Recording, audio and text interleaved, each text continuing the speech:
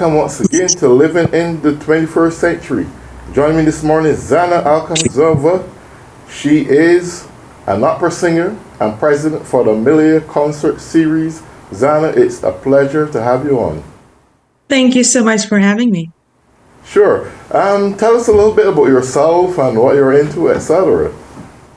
Yes. As you had mentioned, I am an opera singer. I have pursued, let's back up a little bit. I graduated from BU in voice. Got my master's, and then I moved to New York City, where for many years I spent pursuing my operatic career. So I traveled to different countries, and I've had some wonderful opportunities. And even last summer, I made my long-awaited debut at Carnegie Hall main stage. So I've had some wonderful opportunities. 4 years ago, I had my daughter Amelia, and moved to Connecticut. And a couple of years ago, started thinking of what else I would do musically to expand my singing. And so this Amelia classical concert music series came about as a sort of natural expansion of my vocal pursuits. This is our first year, our inaugural year, so to speak. We started this spring with a couple of concerts in Connecticut. And this September, we are presenting in very interesting, in my opinion, concert in Boston. Okay. This will be a concert where I will perform, but we've invited an incredible cellist. He's a winner of the Tchaikovsky competition and many, many other competitions, but he is just... I've heard him play a couple of times, and he is truly magnificent. And so what we're doing with this concert is that we're not only presenting some pieces, masterpieces that most classical music lovers enjoy and love and know, but we're also taking a couple of pieces and we are presenting completely new arrangements for voice, cello, and piano, something that's never been heard before. So I believe this will be something, a not to miss event in Boston. Beautiful. You know, there's one thing I observe amongst opera singers is that majority of you are linguistics. You speak several different languages. I don't know if it came through the format of learning music, and some are written in different languages and so forth, but you are pretty good at it. Tell me something about in the world of the opera artist. We live in a new century, and I recognize that there are those who are pursuing this as a career, and some do well, some don't. And what things you think can be done within that area of the arts that can really make a prosperous and successful career for many? We know people like Andre Brochelli and Andre Roy, I think that's his name. He do extremely well, worldwide speaking, have a big following.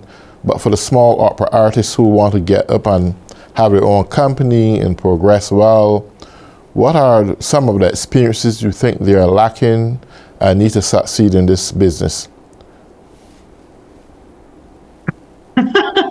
That's a not big an easy. Okay, well, don't let me punish you. Don't let me punish your brain.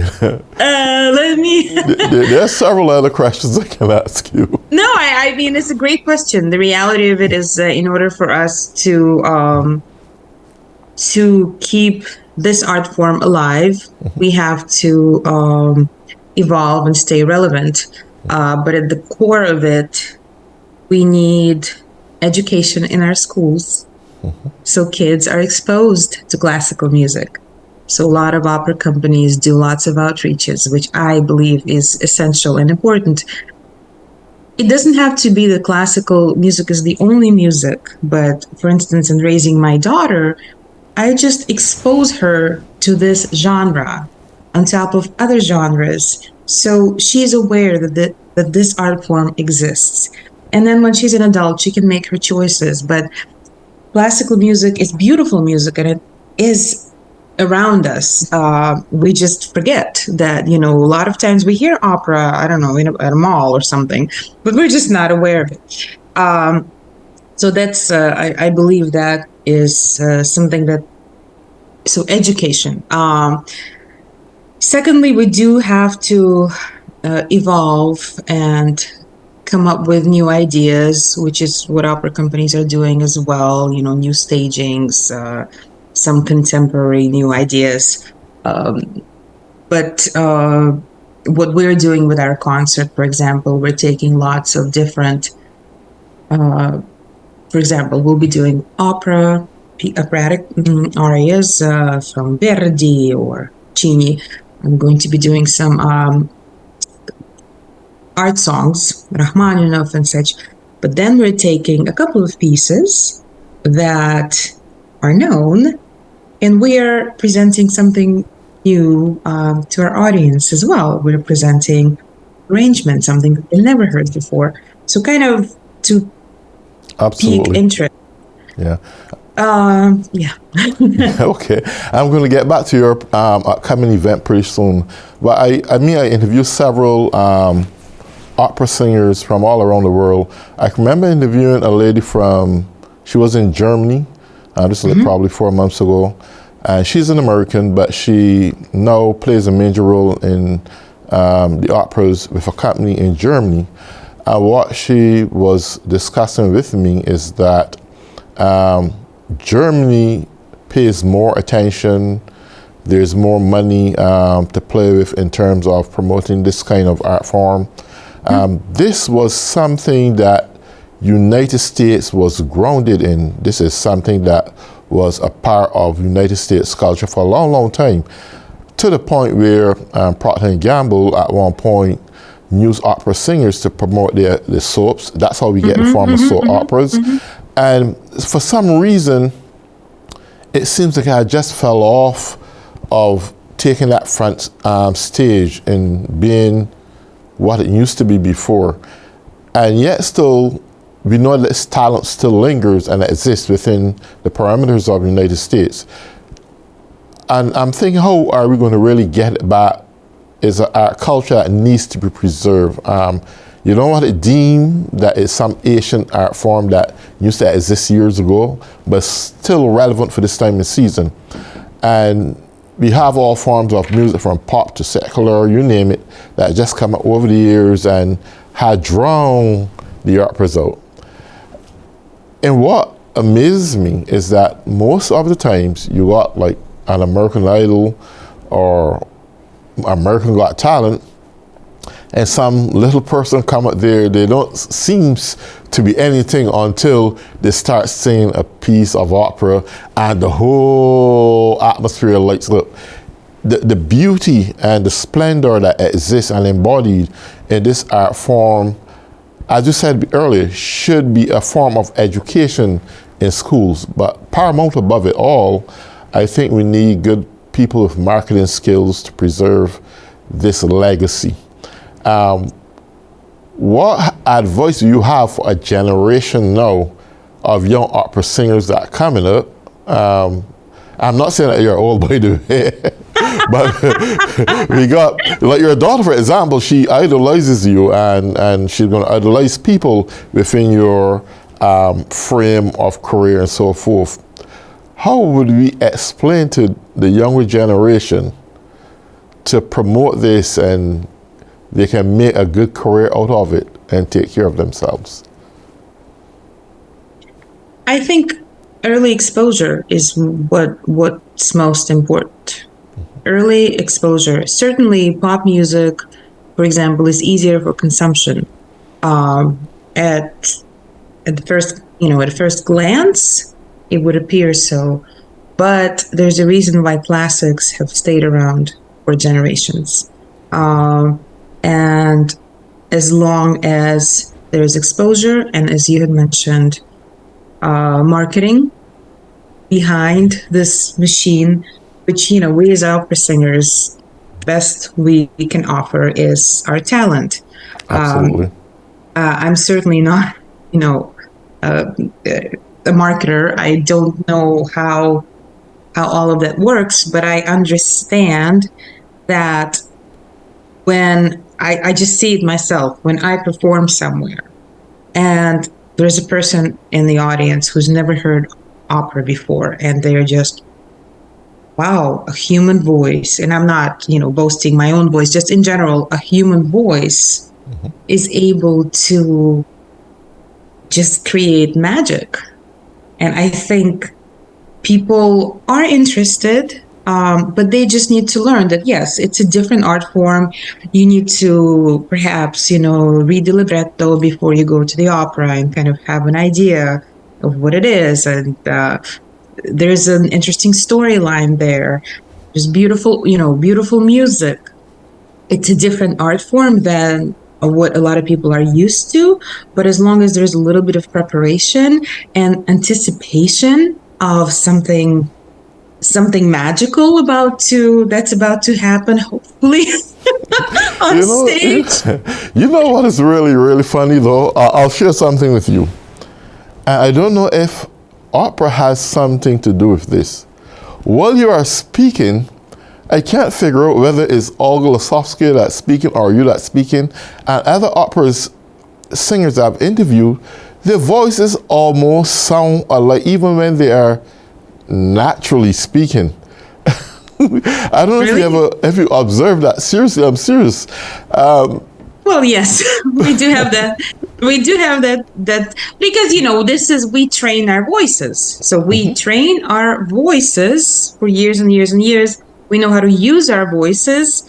In my regular life, I'm pretty soft spoken, but when I am, obviously, just Well, yeah, because I'm hearing the creativity and expressions and similarities of similar opera singers. And I have interviewed several of those opera singers and sopranos and so forth. And that is something that I would say they all have in common. I think is unique. Like I first opened up and they said that I recognize that a lot of you are so bilingual, if not trilingual, if there's such a word, or quadrilingual, I don't know. But you're like a group of linguistics. I can remember back in 2008, I think it was, I met a young lady and she was brilliant. She spoke 5 languages. She was from the Dominican Republic. She had her master's in music from Berkeley. And her accumulation of speaking different languages came through learning music. I found that goes for several opera singers. So I think there's even a further career there to be an interpreter for organizations if they need someone to fit in for a moment or so. Right. If you ever need, no, certainly we have. I mean, obviously, we can pick up. Yeah. We have a really great ear. So I can always hear what's going on with my daughter in the next. Absolutely. So, what word of encouragement that you would speak to a young generation in this time of season? And this is something that will live on for as long as mankind live on. I believe that the operas were somewhat the foundation in which many music took its roots from. And how would you encourage young people to be creative and expressive in the opera arts, but more importantly is to have that sense of business? Because business will have to coincide with both this talent, this beautiful talent, that you can preserve it, make a living from it, and sell it to the world at the same time. I think it needs to be reinvigorated for some reason. I'm not saying it's not popular, but how would you really reach out to a younger person who just loved it? I think, first of all, I do have to say that younger generations right now are doing incredible things, interesting things, really great new productions.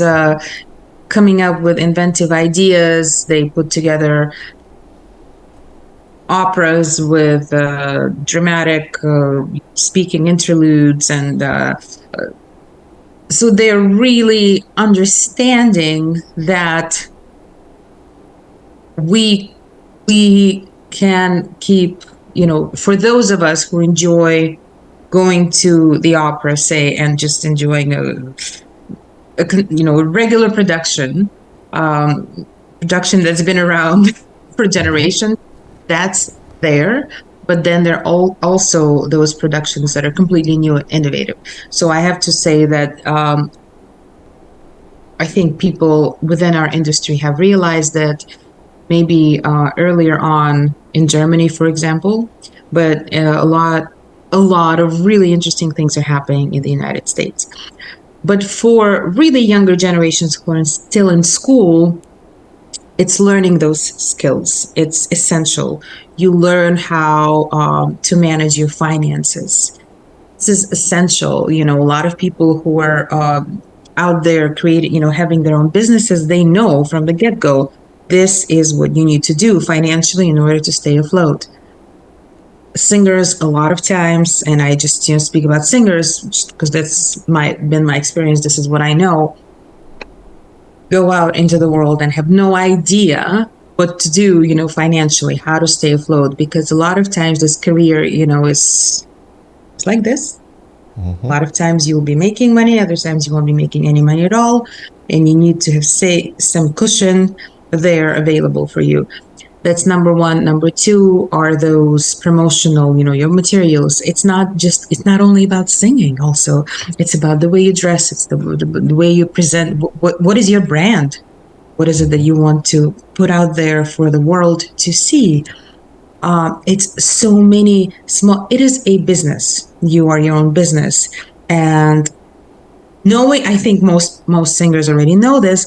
But it's not only knowing that, but knowing all the steps that it entails and how to invest in every part of that business and creating even your business plan. And it's just all those ideas. It's a very incredibly difficult industry, but my goodness, when you have the voice and when you love the art form, and you really have to love this. That's the other thing I do have to say, and I always mention it to younger generations. If you're going to go into this as a career, you must love the art form. You must love the voice, because otherwise the career is just too challenging, quite frankly, to do it.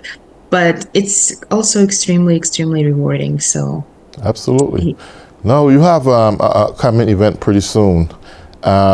Tell us about it and what your audience should be looking forward to expect when this is hosted. The event will be something, as I had mentioned in the beginning, I'm very, very excited about. This will be on September 28th in First Church, Boston.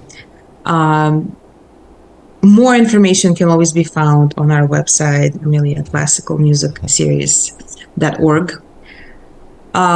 This will be an event presented by myself, a truly, truly world-renowned cellist, who I have no idea how we have had this incredible luck that he has agreed to come and play for a brand new company. It just so happened, the way I should probably mention, a couple of years ago, we performed on the same concert together, and I heard him and I was like, okay, wow.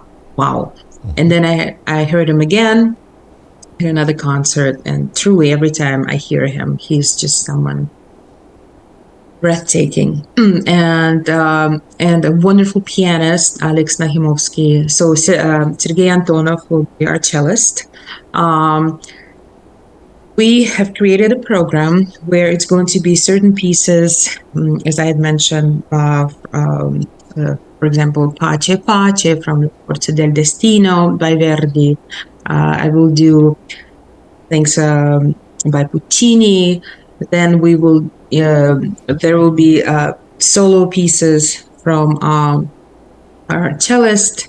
And then, as a special treat, is we are getting together and doing with pieces that are well known, written for voice and piano, be arranged. So, brand new arrangement be done for voice, piano, and cello.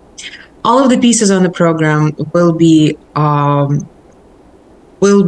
music that is so we call it masterworks because they're truly every single one of them is well known and famous and loved. So I believe this will be truly an interesting concert, a unique concert, but also just truly beautiful music by world-class musicians. Okay. Tell me something. Is there a close knitted community amongst the operas, the sopranos, the cellists, the percussionists, and those who participate within that form of the arts, that you can just reach out to each other at any given time? And I ask this because I recognize that for some of the folks that I interview sometimes, it seems that they don't have this headache in trying to reach a particular person because they may be great at what they do. You know, you got a celebrity. I can't reach out to Taylor Swift or Brianna or any of those folks. I can't reach them, right? Right. But it seems to me that in the opera community, it's like you can just pull at any time who you want to speak to or make connections. That form of family, I don't know, explain to me. That family unity is there. So part of the reason why I have started this concert series, why we founded this concert series, is because I lived, as I had mentioned, I lived in New York City for many years. And while there, I was involved always with both opera and concerts. And you meet people, you get to know people. And I realized that through the years, I have had incredible opportunities performing and getting to know some of the best in the industry. And so I have this incredible knowledge. And I thought, well, if I have this, and one of the reasons is that I want to promote classical music, obviously. And I have this incredible knowledge and know these incredible people, so I could invite them and share them with new audiences, hopefully. Certainly there is a community. Of course there's a community. And when you're in the community, you run into one another. So certainly if I was to call up someone and say, look, we've performed together, or I've performed with so-and-so, do you mind connecting me with yes, it's easier. There's a community. We support each other because it's a tough industry, and I believe all of us are trying hard to maintain classical music's relevance in today's world. And certainly I'm hoping to do that through my concert series. Okay. Briefly tell me, it's a good art form, but when it comes to student loans, do you think it is fair? Is it fair then to the students that after they graduate with their degree and so forth, for looking to get into this art form for a living, there's no surety about repaying the student loan? How does that really work? Is there any kind of assurance that they're going to make it to deal with it? Or is a risk, is a high risk to go instead? It's a true risk. I mean, a lot of my colleagues, and I support this 100%, you go to get your master's degree if you know that there's a teacher there will help you develop your technique, because the very best thing you can have when leaving school is a great solid technique on which then you build. So if you have that, but it's a huge risk. You take the risk, and I mean, Okay. yes. Well, we're down to the last 2.5 minutes. Is there, you want to wrap up and say anything that you need the public to know pertaining to your upcoming event and the best way in getting connection with you, etc., beside the website? Yes, well, the website, AmeliaClassicalMusicSeries.org is the website where we have all of the information for our upcoming concert on September 28th at First Church, Boston. My personal website is ZhannaAlkhazova.com, which is also where all of the information will be available. We certainly hope to get a wonderful crowd because this is a concert that is a not to miss concert. These kinds of recitals where there is something completely new presented is not done so often, and the musicians on it will be well, Zhan, and that's Zhanna Alkhazova. Zhanna, sorry. Zhanna. Sorry for the mispronunciation. Zhanna Alkhazova. Zhanna Alkhazova. You call it. Well, thank you for joining me today, and to all those who are tuning in or living in the 21st century, please go out. You heard the information, how to reach out to her, and patronize this upcoming event. Until then, take good care. And to all those who are tuning in, I want to say have a nice day.